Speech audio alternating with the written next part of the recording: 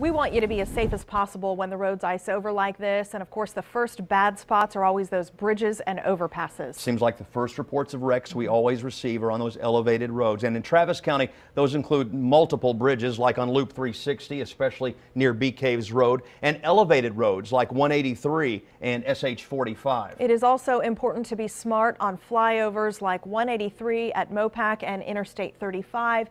And icing is also possible, emergency officials tell us, on those SH 130 bridges.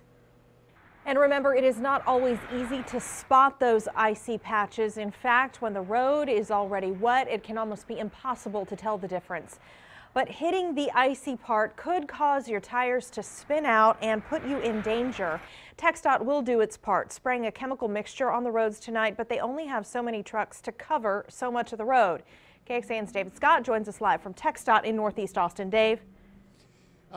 Good evening, Shannon. We are in Northeast Austin at one of their prime loading depots here for trucks. They had about 20 trucks here earlier tonight.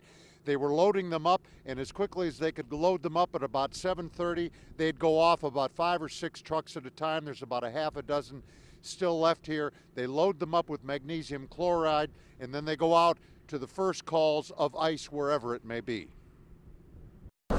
They hit the usual spots first: bridges and elevations, flyovers like Highway 45 at I-35 and 45 crossing over 183. Those are usually the first to freeze and first to close.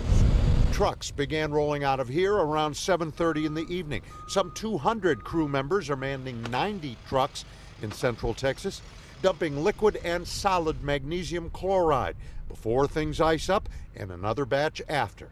Meantime, Austin Travis County EMS tells us they too are ready for anything. If they do find themselves in a collision, we ask that they remain with their vehicle. If the road was too slippery for their vehicle, odds are them stepping out and trying to flag down help or getting outside of their vehicle will be unsafe as well. And here you go, more trucks headed out right now, even as we speak.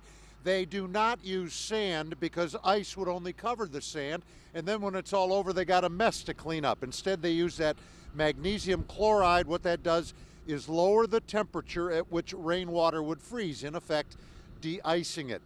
Now, this is a little bit like Thanksgiving, and all the hungry brother-in-laws come back for seconds and thirds. These trucks, as soon as they dump their loads, will come back for more all night long. In Northeast Austin, David Scott, KXAN News.